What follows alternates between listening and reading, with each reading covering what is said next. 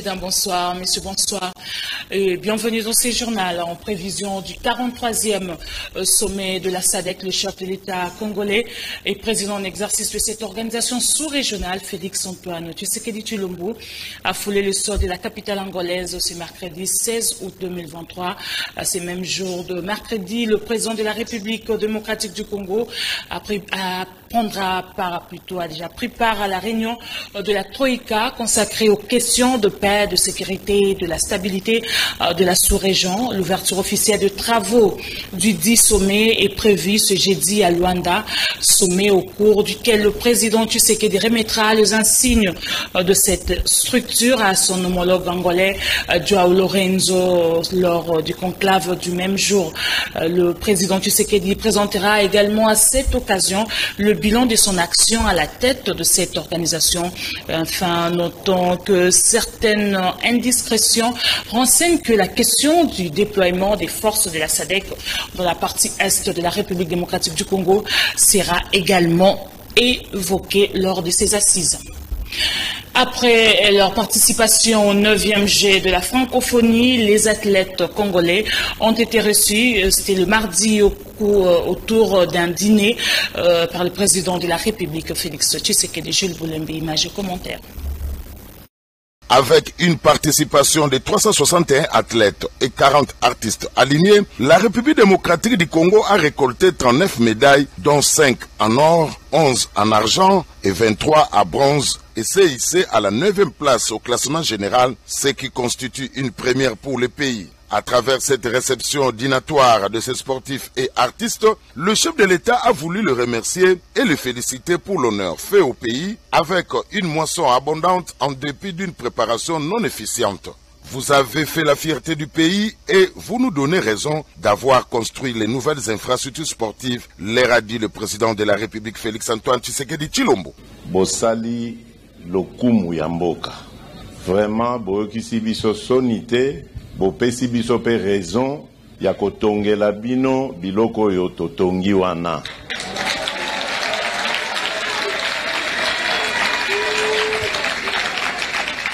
Po nayebi que préparation ya malonga penza ezalaki te. Malgré cela, boyeli biso ba médaille ebele.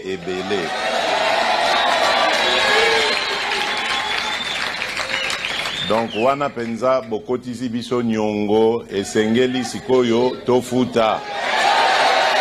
Au sujet des infrastructures sportives nouvellement construites, le président de la République a annoncé qu'elles serviront désormais de lieux de stage et préparation des athlètes aux frais de l'État congolais. Pour promouvoir le sport congolais et mieux préparer les compétitions internationales, le président Tshisekedi a fait part de son souhait d'organiser chaque année à Kinshasa des Jeux de la République démocratique du Congo. Il a instruit le Premier ministre afin de débloquer des primes de mérite pour les médaillés et des primes de participation en faveur de tous les compétiteurs congolais alignés. Dans son mot introductif, le ministre des Sports et Loisirs François Kabulo Mwana Kabulo a remercié le président de la République pour sa détermination et son implication personnelle dans l'organisation des 9e Jeux de la francophonie. Avec les nouvelles infrastructures répondant aux standards internationaux, la République démocratique du Congo peut organiser n'importe quelle compétition internationale, a conclu le ministre François-Claude Kabulo Mwana Kabulo. Les travaux de la table ronde sur l'évaluation de l'état de siège dans les provinces du Nord Kivu et des Luto ont touché à sa fin ce mercredi 16 août 2023 au Palais du Peuple.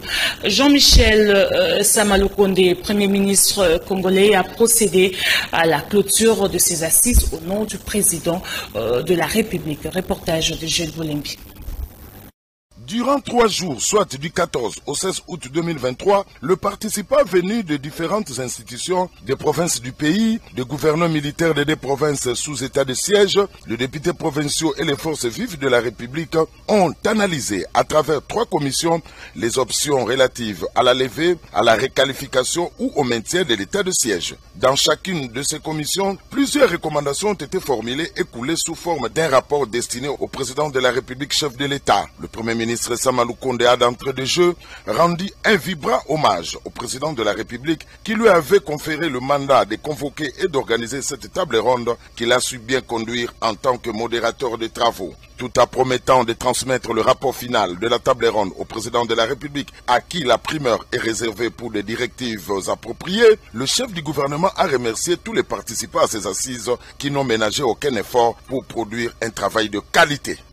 Oui, ce rapport, qui vont être transmis à son Excellence M. le Président de la République, permettre de couronner les efforts et les sacrifices dans la recherche commune des solutions les meilleures pour la sécurité et le développement de notre pays.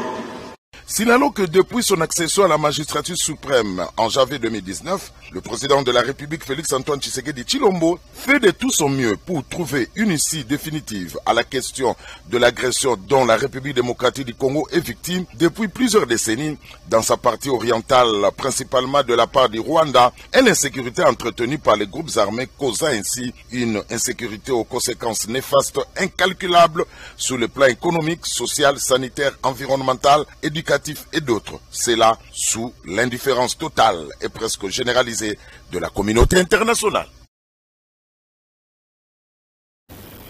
La nouvelle équipe des animateurs de l'Agence congolaise de l'environnement ACE en sigle a pris officiellement les fonctions ce mercredi 16 août 2023 au terme d'une cérémonie de remise et reprise organisée par la ministre d'État, ministre de l'Environnement et du Développement durable Eve Bazaïba Massoudi au cabinet du dit ministère suivi de leur installation. Reportage de Prince Mboui. Nommé par ordonnance présidentielle numéro 23/125 du 25 juillet 2023, les nouveaux animateurs de l'Agence congolaise de l'environnement ACE ont officiellement pris leurs fonctions ce mercredi 16 août. La cérémonie de remise et reprise a été présidée personnellement par la ministre des tutelles de cette structure de contrôle, ministre d'État en charge de l'environnement et développement durable Eve Bazaïba Massoudi. Ainsi, M. Ngundu Malengo Crispin, président du conseil d'administration nouvellement désigné, est entré en fonction. Le nouveau directeur général Lama Onyanguka Delphin prend la tête du comité de gestion en remplacement de Jean-Claude Emene Elanga, qui est désormais le directeur général adjoint de l'agence qu'il a dirigé comme chargé des missions. L'équipe désormais s'affiche complète à la grande satisfaction de la ministre d'État qui se réjouit de ses nominations avant de faire voir à l'équipe entrant la lourde mission qui l'attend, notamment celle de la protection de l'environnement. Oui, on va se mettre à voir d'abord ce qui a été fait jusque-là et redresser la barre. Certainement que nous trouverons ci et là des choses à redire et on se mettra à l'œuvre tout simplement. Une œuvre humaine n'a jamais été parfaite. Donc nous serons là pour voir là où ça n'a pas été et y mettre notre touche au bénéfice de la République. Il s'en est suivi l'installation des nominés par le directeur de cabinet de la Mineta. Il faut noter que l'Agence congolaise de l'environnement ACE est un établissement public technique avec comme objectif principal l'évaluation de l'impact environnemental. Le point de presse de la synergie des syndicats des enseignants de séjour a porté sur la date du 18 août de publication des résultats de l'examen d'État que la synergie rejette et ses regroupements syndicaux exigent au gouvernement de revoir à la hausse les salaires des enseignants avant la rentrée scolaire. Reportage signé à l'ANOCA. Les enseignants réunis autour de la synergie des syndicats des enseignants, SUNECAT, CCT, Force Agissante, COFEVIDE et autres syndicats, au cours de leur voix de presse du mercredi 16 juillet 2023, ont répondu les ministres de l'EPST, Tony Mwabakazadi, qui a fixé la date de publication des résultats de l'examen d'État le 18 août 2023. Ils ont donné également leur position en ce qui concerne la rentrée scolaire 2023-2024. À cet effet, les enseignants et leurs syndicats ne sont pas d'accord avec le ministre Tony Mwaba concernant la publication de l'examen d'État en date du 18 août 2023 du fait que les inspecteurs et autres intervenants à la correction de l'examen d'État ne sont pas bien traités, moins encore payés. Concernant la rentrée scolaire 2023-2024, elle est conditionnée pas seulement par la paix des nouvelles unités, mais également conditionnée en contrepartie par l'augmentation des salaires des enseignants sur l'ensemble de la République. Si cela n'est pas respecté, il n'y aura pas cette rentrée scolaire. L'examen d'État, qui est un domaine hautement technique réservé à la compétence de l'inspection générale de l'enseignement, au terme de la loi, est caporalisé aujourd'hui par les cabinets politiques qui gèrent la base des données de manière non transparente. Les inspecteurs et correcteurs qualifiés à cette laborieuse tâche ont refusé de travailler pour n'avoir jamais touché leurs primes des éditions passées et celles en cours. Il y a lieu de se demander par qui le ministère fait corriger l'examen d'État. La rentrée scolaire 2023-2024 ne rencontre pas l'adhésion des enseignants au regard des négociations paritaires tenues à Mboula Lodge. La synergie des syndicats des enseignants continue à soutenir la gratuité de l'enseignement décrété par le président de la République Félix-Antoine Tshisekedi Tshilombo et sollicite auprès du chef de l'État le suivi de cette grande réforme dans le secteur de l'enseignement en RDC. Le ministère de l'enseignement primaire, secondaire et technique a organisé une table ronde ce mercredi 16 août dans la commune de la Gombe sous le thème l'école technique et professionnelle, l'évier de la croissance socio-économique du pays. Reportage de Christophe Ilunga. C'est sous le thème école technique et professionnelle, l'évier de la croissance socio-économique du pays que le ministère de l'enseignement primaire, secondaire et technique, chapeauté par maître Tony Mwaba Kazadi, a organisé 2 jours de table ronde du mercredi 16 au jeudi 17 août 2023. Objectif principal de ces assises est de réfléchir sur les forces, les faiblesses et les opportunités ou menaces liées à l'organisation de l'enseignement technique et professionnel en RDC en vue de répondre aux besoins de l'économie nationale. Nous voulons que les participants arrivent à décortiquer les problèmes de l'enseignement technique et à proposer des recommandations qui seront utiles pour les gestionnaires des écoles, pour les formateurs des élèves et pour le niveau central qui administre l'enseignement technique et professionnel. Et au finish, nous voulons sortir de ces assises avec la feuille de route de l'enseignement technique et professionnel. On prit part lors de cette table ronde APECO, la société civile et le prophète de toutes les provinces de la République démocratique du Congo. C'est une belle initiative, sauf qu'il n'y a pas suffisamment de vulgarisation auprès des enfants pour qu'ils puissent connaître les filières de l'enseignement technique. Il fallait aussi nettoyer les cerveaux des participants, surtout des parents et des enseignants, comme quoi dans la formation professionnelle et technique, on envoie les moins doués. Alors que c'est là qu'on devrait avoir les élèves les plus doués pour former des ingénieurs de qualité, des maçons, des menuisiers, pour construire des ouvrages, des infrastructures qu'il faut. Paul Kamuleta Mavakala, cadre de l'AFDC, parti Chara Modeste Bat Lukwebo et également membre important de la diaspora congolaise, a été présenté officiellement à la base de Barumbu, Fédération AFDC Lukunga 2. Reportage de Veyambata. La fédération AFDC Lukunga 2, base de la commune de Barumbu, a jeté son dévolu sur Paul Kamuleta Mavakala, potentiel candidat aligné pour le compte de l'AFDC, parti cher à Modeste Bahati Lukwebo à l'élection provinciale de la ville de Kinshasa. Le week-end dernier, le président communal AFDC Barumbu a présenté les candidats à la députation provinciale pour la commune de Barumbu, Kamuleta Mavakala à la base de l'AFDC Barumbu. Nous avons quand même à redynamiser notre base de Barumbu pour nous préparer aux éventuelles élections qui se pointent à l'horizon.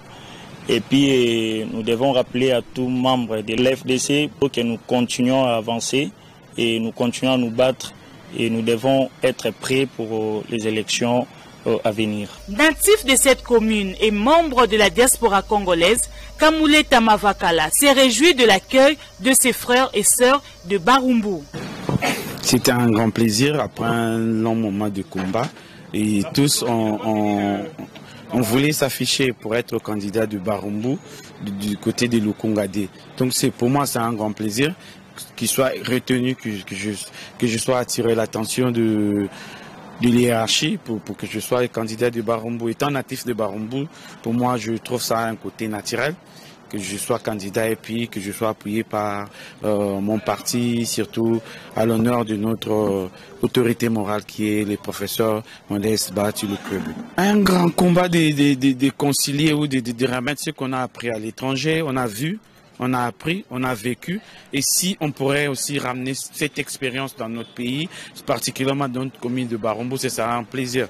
Plusieurs années passées à l'étranger, Mavakala compte apporter son expertise acquise pour une autre vision de sa commune, Barumbu, commune réputée de la délinquance juvénile. La perturbation du réseau Internet a été constatée ces derniers temps à travers la ville-province de Kinshasa. À cet effet, la population quinoise a réagi. Reportage de Josué Sefou et Mikonjoli.